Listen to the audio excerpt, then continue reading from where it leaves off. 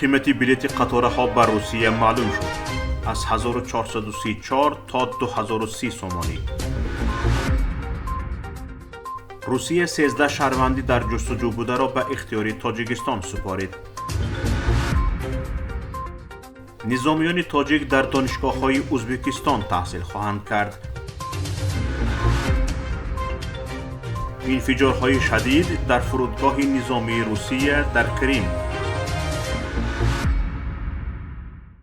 سامانه رسمی وزارت نقلیات تاجیکستان قیمت بلیط‌های قطارهایی که بین تاجیکستان و روسیه حرکت خواهند کرد نشر کرده است. بلیط‌ها در قطارهای راه آهن تاجیکستان از 1500 تا 1856 سومانی ارزش دارند. قیمت بلیط‌ها در قطارهای روسیه هنوز اعلان نشده است. بلیط خط‌سیر کولاب ولگاگراد که 3362 کیلومتر طول دارد، وابسته به شرایط جای خواب و نشست از 1581 سومانی تا 2030 سومانی ارزش دارد. قیمت بلیط‌های خط‌سیر دوشنبه ولگاگراد که 3111 کیلومتر طول دارد، از 1434 تا 1856 سومانی مقرر شده اند. به اطلاع وزارت نقلیات در دیگر خط‌سیرها هم در موافقه با کشورهایی که قطارها سرحدشان را عبور می‌کنند نرخ بلیط معین کرده می‌شود. انتظار می‌رود نخستین قطارها پس از محدودیت 2 ساله روز 16 آگوست سال جاری در خط‌سیر کولاب ولگاگراد کولاب، 27 آگوست در خط‌سیر دوشنبه ولگاگراد دوشنبه و 7 سپتامبر در خط‌سیر خوجند ولگاگراد خوجند به راه برآیند. پروکراتوری گنرالی روسیه 13 نفر شهروندان تاجیکستان را که مورد جستجو قرار داشتند به اختیار تاجیکستان سپرد.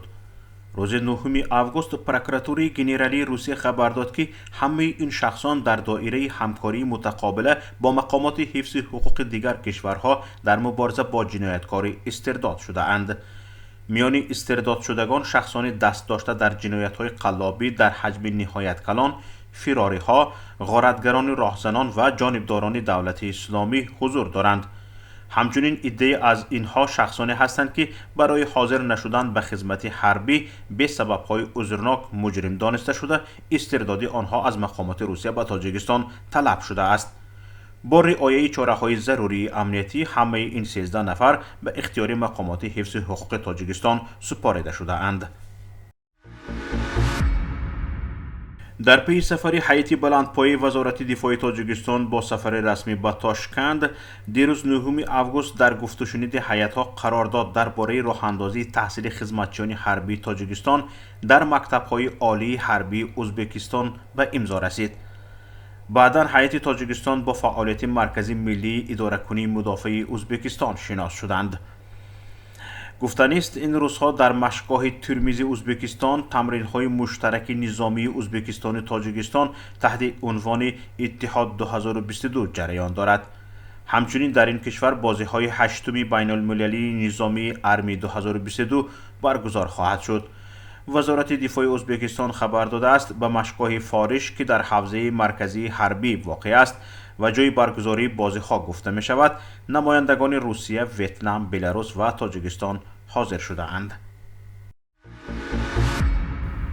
دیروز در فرودگاه نظامی ساکی در نووفیدوفکی کریم که از جانب روسیه غصب شده است، انفجارهای شدیدی رخ دادند. پیامد و خسارات این انفجارها هنوز اعلام نشدند، اما ویدیوهایی که تازه منتشر می شوند از نابودی هواپیماهای جنگی حکایت می کنند. وزارت دفاع روسیه دیروز سه‌شنبه وقوع چند انفجار در انبار مهمات در یک پایگاه هوایی ارتش در غربی نیمجزیره کریم را تایید کرد. به گفته مقام‌های محلی، یک نفر در پی این حادثه کشته و چند تن دیگر زخمی شدند. ویدیوهای دیروز منتشر شده در شبکه‌های اجتماعی نشانه‌های بالا شدن شعله‌های عظیم آتش پس از صدای انفجار است. در همین ویدیوها دود سیاهی بزرگ به چشم می‌خورد. ویدیوهایی که صبح امروز منتشر شدند هواپیماها و ده‌ها ماشین سوخته را نشان می‌دهند. وزارت بهداشت نیمجزیره کریم نیز با تایید مرگ یک تن در پی این انفجار از زخمی شدن 7 نفر دیگر از جمله یک کودک خبر داد. در قسمی از نیمجزیره وضع فوق‌العاده اعلان شده و نوارهایی که کاربران نشر می‌کنند از فرار هزارها ماشین از کریم حکایت می‌کنند. عکسی که دیروز از ماهواره گرفته شده نشان می‌دهد که در فرودگاه هواپیماهای جنگی زیاد مستقر شده‌اند. گفته می شود قبل از ترکش ها در این فرودگاه 13 عدد هواپیماهای جنگی قرار داشته‌اند.